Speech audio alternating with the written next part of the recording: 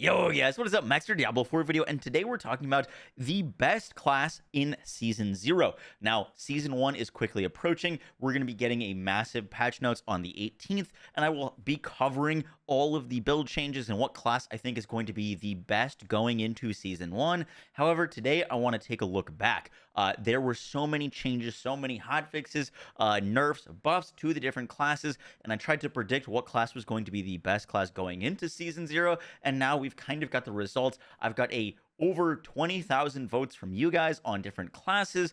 We also did some polls in Twitch chat, and today I want to do a summary of what reigned on top, what were the most broken builds, what was the best class, and how did Season 0 go? I hope you guys enjoyed the video. Let's get right into it. Starting out with the worst character in Season 0 is the Sorceress. I did a Twitch poll and a YouTube poll, and both the Sorceress run by over 50% for being the worst class in Diablo Season 0. Now, this does not mean that the Sorceress couldn't do all the content.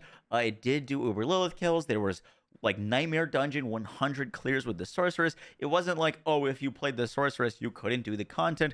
However, the Sorceress had some fundamental issues with its design and its build diversity that really made it struggle. One of the biggest things that they could change to improve the Sorceress, honestly, like right off the rip, is the Sorceress availability to vulnerable. Ice was really the only way to really consistently vulnerable enemies, particularly with Ice Nova, which allowed or forced you kind of to get into melee range, which definitely hurt the Sorcerer's viability. All the other classes, or at least all the other classes besides the Necro, had a exploit glyph that would automatically make enemies vulnerable every time you touch them, which could have drastically improved the viability of her other builds. But the Sorceress had a ton of survivability issues, it had a ton of build diversity issues, and just didn't feel very good to play, in my opinion. Though I do think that the Sorceress is probably going to be one of the better classes in Season 1. We'll have to see how big those patch notes are and how many buffs come to the class, but I really do think that the Sorceress will hopefully have a big come up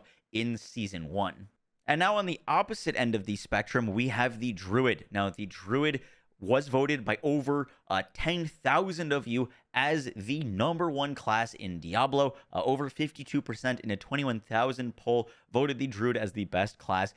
So massive favor to this. It was the same on the Twitch polls. The Druid, while not having the greatest leveling experience and being very unique reliant, your experience if you had all the uniques on the Druid versus if you didn't have all the uniques would be very different. However, if you got those uniques, the Druid not only has, in my opinion, the absolute best build diversity out of any of the characters, it's also got some of the best class design. It's got so many viable builds. It has some ridiculous Nightmare Dungeon 100 pushes. It is the character that I hit that 1.8 billion damage on, and it also has that Bulwark ability / build where basically Bulwark was letting players clear Nightmare 100 dungeons, scaling off enemies' health, and dealing millions of damage with a defensive ability. The Druid just had it all. It had bear builds, storm builds, poison builds, it had Uber Lilith kills. There just wasn't really any weak side to this build. Once you got into the high end game, it did have one of the worst early games as some of the other characters. But I think in Season 1, this character's early game is going to be getting a lot better with the new aspect that is going to allow Poison Creeper to cast landslides for you. I will have a full guide on that shortly for my Druid leveling guide. But yeah, I think by a large majority vote, the Druid was the best character to play in Season 0.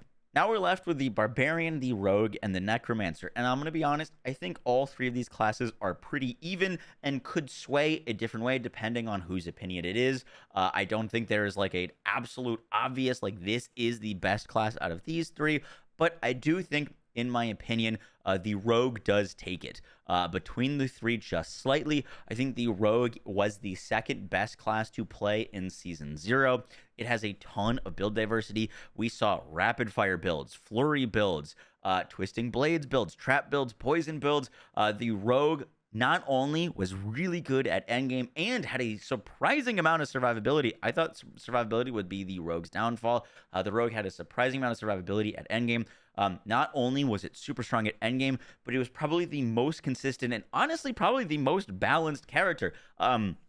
You had so many different viable playstyles, so many different builds. The character feels good to level. It felt good from 1 to 50. It feels good past that. The transition was easy. It doesn't have any uniques that you like absolutely have to have in order to play a certain build. Those uniques like augment and improve your playstyle. But yeah, I really do think that the Rogue came out as the number 2 class. It was very close, but that is my number 2 slot, which surprised me because I had the Rogue originally probably at the number 3 spot. This is a real toss-up between the Barbarian and the Necromancer. It's really tight in my opinion. The Necromancer has Bone Spear, and Bone Spear, to no one's surprise, was really, really good. I said Bone Spear was going to be the highest damage ability in the game before the game even launched, just looking at the damage multipliers that were available to it. And lo and behold, Bone Spear was really, really good.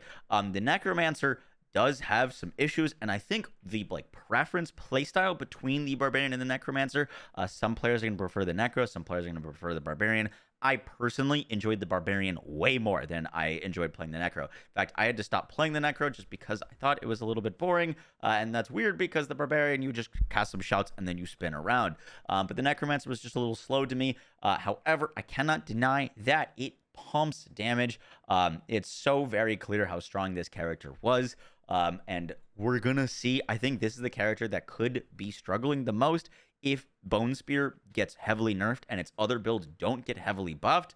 But I do think the Necromancer probably slightly outwins the Barbarian. I know the Barbarian did like an undecillion damage, but that was also on a bugged target that would never be replicated on like a boss, and it would have to be immune. And I really, really love the Barbarian, but I think the correct order here for these classes is going to be Druid number 1, Rogue number 2, Necromancer number 3, Barbarian number 4, and Sorc number 5. I would be happy to swap to the Barbarian personally over the Necromancer.